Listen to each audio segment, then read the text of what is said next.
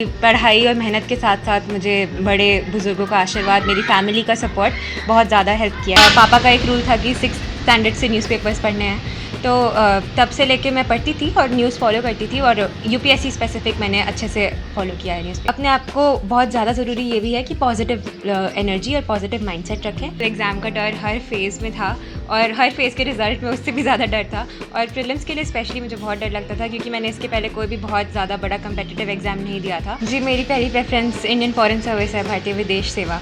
तो मेरा यही मकसद है कि ना सिर्फ पूरे इंडिया बट पूरे प्रदेश, उत्तर प्रदेश और अयोध्या का मैं नाम अंतर्राष्ट्रीय स्तर पे ले जाऊं। नमस्कार, आप देख रहे हैं अयोध्या पोस्ट और मैं हूं आकाश सोनी। आज मेरे साथ हैं विदुषी सिंह, जिन्होंने सिविल सेवा की परीक्षा में 13वीं रैंक लेकर जो है अयोध्या का मान बढ़ाया, अयोध्या का पूरे देश का मान बढ़ाया है और मेरे साथ आज वही है। मैं इनसे प्रारंभिक शिक्षा से लेकर और अब तक के सफ़र के बारे में जानकारी हासिल करूंगा और रूबरू कराऊंगा, क्योंकि हमारे साथ हैं विदुषी सिंह। क्या प्रारंभिक शिक्षा रही है विदुषी जी, और कहाँ से पूरी हुई आपकी प्रारंभिक शिक्षा और कैसे जो है इतना बड़ा जो ये जर्नी था आपने पूरा किया? जी, मेरी शिक्षा अयोध्या से ही पूरी हुई है। मैंने अपना 12th स्टैंडर्ड जेबी अकेडमी फैज़ाबाद अयोध्या से पूरा किया है। उसके बाद मैंने बीए ऑनर्स इकोनॉमिक्स किया है Shri Ram college of commerce, university of Delhi से। मैं 2021 में ग्रेजुएट हो गई थी और क्योंकि मैं उस साल एलिजिबल नहीं थी एग्ज़ाम देने के लिए, तो मैंने 2022 की परीक्षा दी।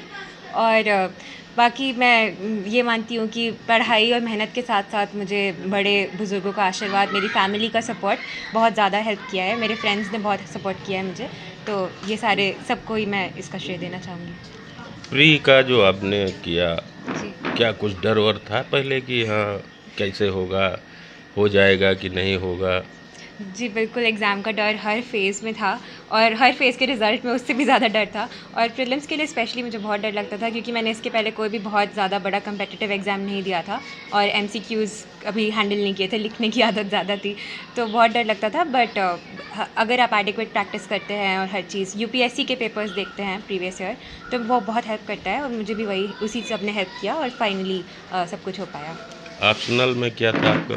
जी, मेरा बैकग्राउंड इकोनॉमिक्स में है, तो मेरा ऑप्शनल सब्जेक्ट भी इकोनॉमिक्स था।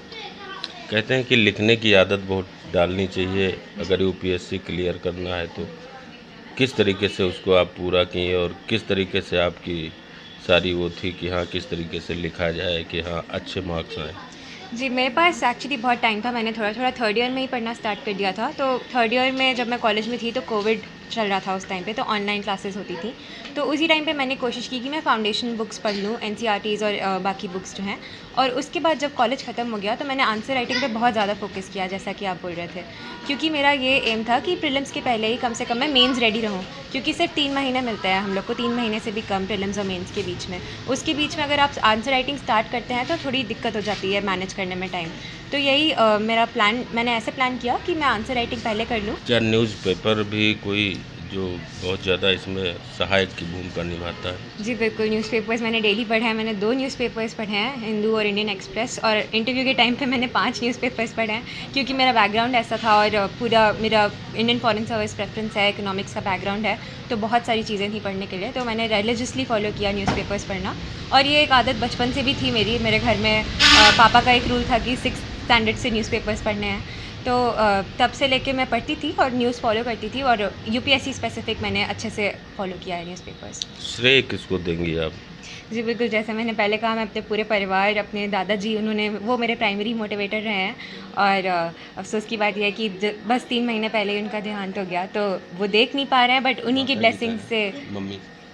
ब्लेसिंग से पॉसिबल हो पाया है। तो मेरे दादाजी, मेरा पूरा परिवार, मेरे फ्रेंड्स जिन्होंने मुझे सपोर्ट किया, सबको मैं श्रेय देना चाहूँगी। आपने कोचिंग की सहायता ली या? जी, मैंने जनरल स्टडीज़ के लिए कोई कोचिंग नहीं ली थी, मैंने खुद ही से किया क्योंकि मैंने थर्ड ईयर में काफ़ी कुछ कवर कर लिया था। मैंने ऑप्शनल सब्जेक्ट इकोनॉमिक्स के लिए 4 महीने का कोर्स किया था, next IAS doctor Vibhas Jha की गाइडेंस में, बट वो 4 महीने का ही था और ऑनलाइन मोड में था, तो मैंने घर पे रह के ही प्रिपेयर किया है सेल्फ स्टडी से। अब आगे आप यूपीएससी क्लियर हो गया, अब आगे किस तरीके का काम करेंगे कि हाँ क्या काम करेंगी और किस तरीके से आपके मन में खाका होगा कि हम जब अपनी उस कुर्सी पर बैठेंगे तो किस तरीके का काम करेंगे? जी, मेरी पहली प्रेफ़रेंस इंडियन फ़ॉरेन सर्विस है, भारतीय विदेश सेवा। तो मेरा यही मकसद है कि ना सिर्फ पूरे इंडिया बट पूरे प्रदेश, उत्तर प्रदेश और अयोध्या का मैं नाम अंतर्राष्ट्रीय स्तर पे ले जाऊँ। और हमारे ऑनरेबल प्राइम मिनिस्टर का भी ये अब मिशन है कि डिस्ट्रिक्ट टू मिशन कनेक्ट करें हम अब्रॉड। तो जितना भी हो सके अपने इंडिया में, अपने उत्तर प्रदेश में जितने भी इन्वेस्टमेंट अपॉर्चुनिटीज़ ला सकते हैं, जितने भी डेवलपमेंट अपॉर्चुनिटीज़ आ सकती हैं इंटरनेशनल फोरम पे, वो और इंडिया से क्या दुनिया सीख सकता है। हम हमारी डेमोक्रेटिक वैल्यूज़, हमारा डेवलपमेंट ट्रेजेक्ट्री, बहुत सारी अच्छी चीज़ें हैं जो हम दुनिया को सिखा सकते हैं और बहुत सारी चीज़ें हैं जो दुनिया से सीख सकते हैं। तो मेरा यही मोटिव रहेगा कि मैं ये चीज़ फैसिलिटेट करने में मदद कर सकूँ। आप भारतीय प्रशासनिक सेवा में, मैं ये नहीं पूछूंगा, लेकिन ये ज़रूर जानना चाहूँगा कि आपको कैडर क्या पसंद रहेगा? जी, मेरा क्योंकि फ़ॉरेन सर्विस पहली प्रेफ़रेंस है तो होपफुली 13वीं रैंक पे मुझे मिल जानी चाहिए। मैंने प्रशासनिक सेवा, इंडियन एडमिनिस्ट्रेटिव सर्विस को सेकंड प्रेफ़रेंस दी थी। तो बट मेरा काडर मैंने यूपी ही चूज़ किया था, होम स्टेट।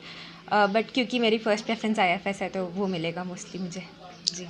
जो तैयारी कर रहे हैं बच्चे, उनके लिए कोई टिप्स देना चाहेंगी कि किस तरीके से वो आगे बढ़े, किस तरीके से काम करें कि वो भी अपना जो है नाम यूपीएससी में लेकर आएँ और एक नाम पैदा करें?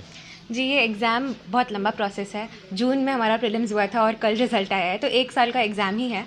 तो बहुत ज़रूरी है कि आप हर चीज़ प्लान करके चलें। बहुत बड़ा सिलेबस है और आपको 9 पेपर्स प्रिपेयर करने होते हैं मेंस में। प्रीलिम्स खुद में बहुत बड़ा हर्डल होता है।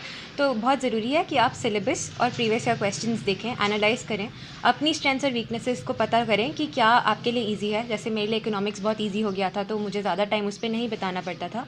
ये सब देखने के बाद अपना प्लान बनाइए और प्लान के हिसाब से कंसिस्टेंट स्टडी कीजिए। जितना भी 6, 7, 8 घंटे जितने भी आपको पढ़ना है, सस्टेनेबल तरीके से पढ़िए। और अपने आप को बहुत ज़्यादा ज़रूरी ये भी है कि पॉजिटिव एनर्जी और पॉजिटिव माइंडसेट रखें और एग्ज़ाम डे पे पॉजिटिव रहें। क्योंकि अभी संडे को प्रीलिम्स है, तो मुझे लगता है कि आधी चीज़ मेरे लिए इसलिए ईजी हो गई थी क्योंकि मुझे भरोसा था कि मैं ये कर सकती हूँ और पॉजिटिव एनर्जी थी मेरे आसपास। तो ये सारी चीज़ें बहुत हेल्प करती हैं और एग्ज़ाम डे पे एकदम स्ट्रेस फ्री होकर आराम से परफॉर्म कीजिए, अच्छे से ज़रूर हो पाएगा तब। तो बिल्कुल हमारे साथ थी विदुषी सिंह, जिन्होंने 13वीं रैंक लाकर भारतीय प्रशासनिक सेवा की परीक्षा उत्तीर्ण की है। एक फिल्म का डायलॉग है, मारी छोरियां किन्हीं बेटों से कम नहीं।